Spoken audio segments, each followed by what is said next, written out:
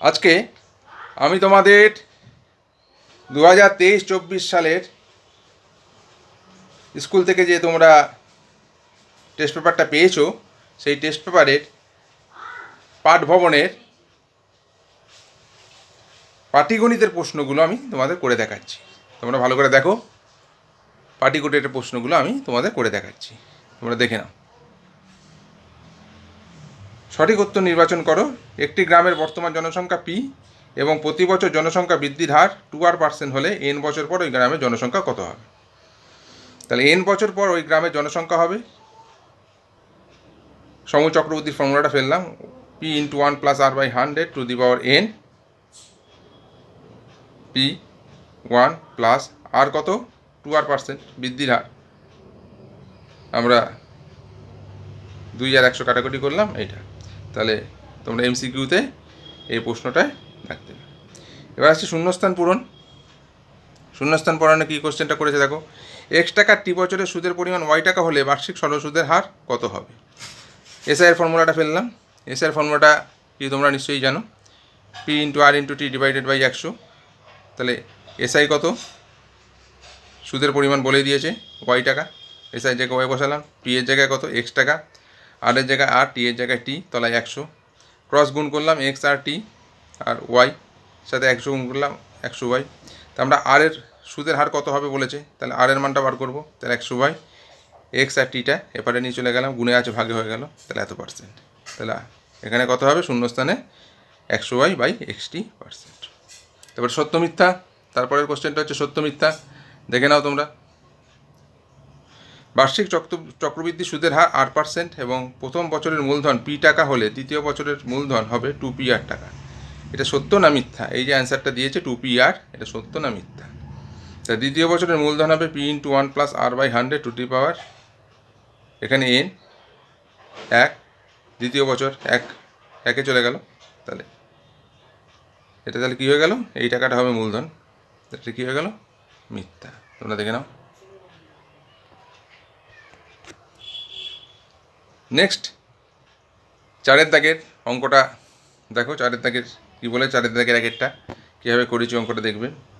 একটি ব্যবসায় এ ও বি এর মোট লভ্যাংশের পরিমাণ 1050 টাকা, এর মূলধন ও লভ্যাংশের পরিমাণ যথাক্রমে 900 টাকা ও 600 টাকা হলে বি এর মূলধনের পরিমাণ নির্ণয় করো।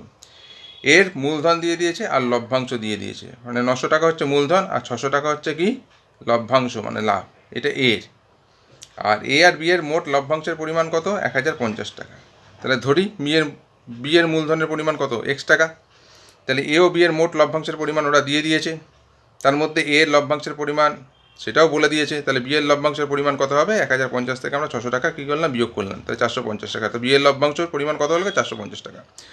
তাহলে আমরা কী করলাম, এখন আমরা তাহলে বলতে পারি কি 900:x। তাহলে 900টা কি মূলধন আর এক্সটাও মূলধন, তাহলে 900:x, এটা হচ্ছে এর মূলধন 900টা আর বি এর মূলধন হচ্ছে এক্স। তাহলে দুটোর অনুপাত করলাম, সমান সমান লাভের পরিমাণের অনুপাত করলাম 600:450। এবার 900/x, 600/450, ক্রস গুণ করলাম, গুণ করে এক্সের মানটা বার করলাম। এই শূন্য কাটলো, এই শূন্য কাটলো। এবার 3 দিয়ে কাটলাম, 3 3 9, 3 2 6, 450কে 2 দিয়ে ভাগ করলাম, 225 হলো, 3-এর সাথে 225 গুণ করলাম, 675 টাকা হলো। তাহলে বিয়ের মূলধনের পরিমাণ কত, 675 টাকা। ভালো করে তোমরা দেখে নাও, 675 টাকা। এই যে এটার সাথে এটা গুণ হয়েছে, এটার সাথে এটা গুণ হয়েছে। এবার 600টা গুণে আছে, এবারে কী হয়ে গেছে, ভাগ হয়ে গেছে। আর কাটাকুটিটা তো বলেই দিলাম, কীভাবে আমরা ক্যালকুলেশনটা করলাম সেটাও জানিয়ে দিয়েছি, দেখে নাও। এবার যে অঙ্কটা করব সেটা হচ্ছে 5 দাগের একেরটা। 3 বন্ধু যথাক্রমে 1,20,000 টাকা, 1,50,000 টাকা ও 1,10,000 টাকা মূলধন নিয়ে একটি বাস ক্রয় করেন। প্রথমজন ড্রাইভার ও বাকি 2জন কন্ডাক্টরের কাজ করেন। তারা কি ঠিক করেন যে মোট আয় 2/5 কাজের জন্য 3:2:2 অনুপাতে ভাগ করবেন এবং বাকি টাকা মূলধন অনুপাতে ভাগ করে নেবেন। কোনো এক মাসে যদি 29,600 টাকা আয় হয় তবে কে কত টাকা পাবেন? এটা বইয়ের অঙ্ক, দাও করে দিয়েছি, দেখো। 3 মূলধনের অনুপাত প্রথমে বার করে ফেলেছি। মূলধন অনুপাতটা 1,20,000, 1,50,000, 1,10,000, শূন্যগুলো কেটে দিয়েছি, এটা হয়েছে। ওরা কি বলেছে, মোট আয় 2/5, অর্থাৎ 29,260, তার 2/5। 29,260কে 5 দিয়ে ভাগ করেছি, এত বেরিয়েছে, এতকে এত দিয়ে গুণ করেছি, এটা বেরিয়েছে। ওই টাকা কী করবে, তারা কাজের জন্য 3:2:2 অনুপাতে ভাগ করবে, দেখতেই পাচ্ছ। তা ড্রাইভারের প্রাপ্ত আনুপাতিক ভাগ হারটা কত, ড্রাইভার কত পেয়েছে, 3 টাকা। তা 3 আর 2 5, 5 আর 2 কত, 7 দেখিয়ে দিয়েছি। সেরকমভাবে প্রথম কন্ডাক্টরের আনুপাতিক ভাগ হার, প্রথম কন্ডাক্টর 2-7, দ্বিতীয় কন্ডাক্টর 3-7, আনুপাতিক ভাগারগুলো বার করে ফেলেছি। এবার তাহলে ড্রাইভার পাবেন কত, ওই যে 29,260-এর 2-5 অংশ যে বার করেছি, 11,704 টাকা, তার 3-7 বার করলাম, এটাকে এটা দিয়ে 7 দিয়ে ভাগ করলাম, এটা বেরিয়ে গেল। প্রথম কন্ডাক্টর পাবেন কত, সেটা বার করে ফেলেছি, 2-7। দ্বিতীয় কন্ডাক্টর কত পাবে, 2-7 অংশ। তাহলে বাকি টাকা কত থাকবে, 29,260 টাকা মোট লাভ হয়েছিল, তার মধ্যে এই টাকাটা 2-5 অংশ তারা বন্টন করে ফেলেছে, নিজেদের মধ্যে ভাগ করে ফেলেছে, বাকি রইল এই টাকাটা। এই টাকা তারা কী করবে, মূলধন অনুপাতে ভাগ করবে। তাই মূলধন অনুপাত কী, সেটাও আমরা বার করেছি। মূলধন অনুপাত 12:15:11। তা ড্রাইভারের আনুপাতিক ভাগ আর কত, 12, আর এগুলোর যোগফলটা নিচে হয় 12/38। প্রথম কন্ট্রাক্টরের কত, 15/38। দ্বিতীয় কন্ট্রাক্টরের কত, 11/38। ভালো করে জিনিসটা লক্ষ্য করো।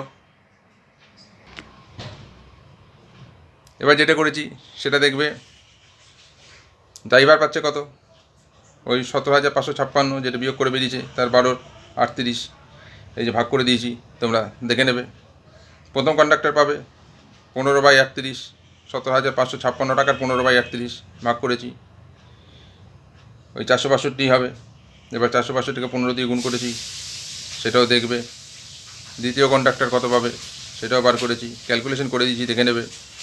ঠিক আছে, অনেক সময় আমি ক্যালকুলেটারে করে বসিয়ে দিই, এখানে ক্যালকুলেশন করে দিয়েছি, একটু দেখে নেবে। তাহলে ড্রাইভার মোট টাকা পাবেন কত, আগে কত পেয়েছিল, 5,016 টাকা, আর এখন কত পাচ্ছে, 5,544 টাকা, যোগ করে দিলাম। সেরকমভাবে প্রথম কন্ডাক্টর কত পাবে, সেটাও বার করলাম। আবার দ্বিতীয় কন্ডাক্টর কত পাবে, সেটাও আমরা বার করলাম, ঠিক ওরমভাবে। ঠিক আছে, তোমরা দেখে নাও, ভালো অঙ্ক, খুব সুন্দর অঙ্ক। তারপর 5 দাগের 2-এরটা দেখো, কোনো মূলধন একই বার্ষিক শতকরা সরল সুদের হারে 7 বছরে সুদে আসলে কত হয়, 7,100 টাকা, এবং 4 বছরে সুদে আসলে কত, 6,200 টাকা হলে মূলধন ও বার্ষিক শতকরা সুদের হার নির্ণয় করো। এই ধরনের অঙ্কও তোমরা করেছো, তাও দেখে নাও। 7 বছরে সুদে আসল মানে কি, সুদ প্লাস আসল কত, 7,100 টাকা। 4 বছরে সুদ প্লাস আসল কত, 6,200 টাকা। এই যে 6,200 ছিল, হঠাৎ হয়ে গেল 7,100, এই যে বেড়ে যাচ্ছে, তার মানে কি সুদ বাড়ছে। তাহলে আমরা বিয়োগ করে করতে পারি, এই যে বিয়োগ করে লিখে দিলাম, এখানে মাইনাস চিহ্ন দিলাম, প্লাসে যেখানে মাইনাস চিহ্ন দিলাম, এখানে মাইনাস চিহ্ন দিলাম। বিয়োগ করছি, 7 থেকে 4 গেল কত, 3 বছর। আসল কী হলো, কেটে গেল। তাহলে 7 বছরের সুদ কত, 7,100 থেকে 9,200 বিয়োগ হলো 900 টাকা। তাহলে 1 বছরের সুদ কত হবে, 900/3 ভাগে চলে এলো। 7 বছরে কত হবে, 7 দিয়ে গুণ করলাম, 3/7=2100 টাকা। কেউ আবার এখানে 4 দিয়েও তুমি করতে পারো, 4 এখানে তাহলে 4 বসবে, তাহলে এখানে কত হয়ে যাবে, 1,200 টাকা হয়ে যাবে। একটা প্রসেসে শেখো, তাহলেই হবে। তাহলে আসল কত হলো, 7 বছরে কত হয়েছিল সুদ আসল, 7,100, আর 7 বছরে কত হয়েছে, 2,100, বিয়োগ করলাম 5,000, তাহলে আসলটা বেরিয়ে গেল 5,000 টাকা। তুমি যদি 4 দিয়ে করো, এখানে 4 বছরে কত হবে, 3/4 1200 টাকা। তুমি তখন কাকে বিয়োগ করবে, 6,200 থেকে 1,200কে বিয়োগ করবে, সেই 5,000ই আসবে। এবার সুদের হার বার করতে হবে। তাহলে এসআই কত, P/R/T ডিভাইডেড বাই 100। তাহলে এসআই এর জায়গায় কত বসালাম, 2,100 বসালাম। পি এর জায়গায় কত, 5,000 বসালাম। আর এর জায়গায় আর বসালাম, টি এর জায়গায় কত বসালাম, 7 বসালাম। তাহলে কত বেরোলো দেখো, 2,100। আর এখানে কত, 50, আর 7 গুণ করলাম, 5 সাথে কত, 35, মানে 350 আর।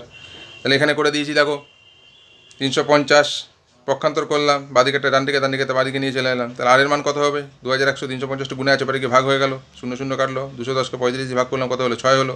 তাহলে মূলধনের পরিমাণ কত হলো, 5,000 টাকা, আর বার্ষিক সুদ কত, 6%। তোমরা নিশ্চয়ই বুঝতে পেরেছো অঙ্কটা, দেখে নাও।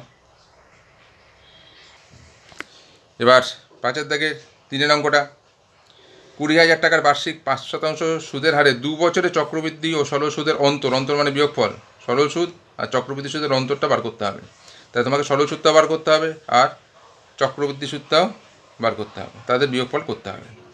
তাহলে বার্ষিক চক্রবৃদ্ধি সুদ কত, P/1 + R/100 - P, মানে এটা সমূল চক্রবৃদ্ধি থেকে যদি আমরা আসলটাকে বাদ দিই, তাহলে কি সুদ বেরিয়ে যাবে, এই সুদটা বেরিয়ে যাবে।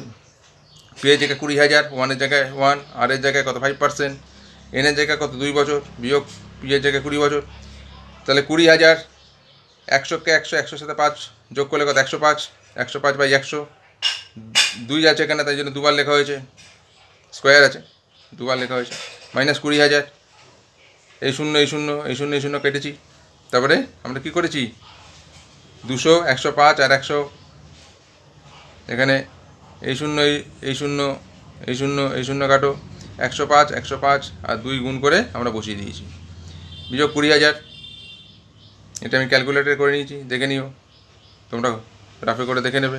20,000 বিয়োগ করেছি কত হয়েছে 2,050 টাকা। এটা কি বার্ষিক সুদ বেরিয়ে গেল, বার্ষিক চক্রবৃদ্ধি সুদ। সেরকমভাবে বার্ষিক সরল সুদ বার করলাম, এসআই এর ফর্মুলা। বার্ষিক সরল সুদের ফর্মুলাটা কি, P into R into D divided by 100। P এর মান 20,000, আর এর মান কত 5, আর টি কত সময় 2 বছর, 100, তাহলে 100, 0 0 0 0 কাটলো এবং 205 আর 2 গুণ করলাম কত হলো 2,000 টাকা বেরোলো। এবার তাহলে বার্ষিক চক্রবৃদ্ধি সুদ আর সরল সুদের অন্তর কত হবে, নিশ্চয়ই তোমরা বুঝতে পারছো। এটা হচ্ছে চক্রবৃদ্ধি সুদ আর এটা হচ্ছে সরল সুদ। তো চক্রবৃদ্ধি থেকে সরল সুদ গেলে কত 50 টাকা। তো তোমরা নিশ্চয়ই অঙ্কটা বুঝতে পেরেছো। তোমরা ভালো করে প্র্যাকটিস করো, এরপরে পেজ আবার আমি করে দেখাবো, তোমরা দেখো আর প্র্যাকটিস করে যাও।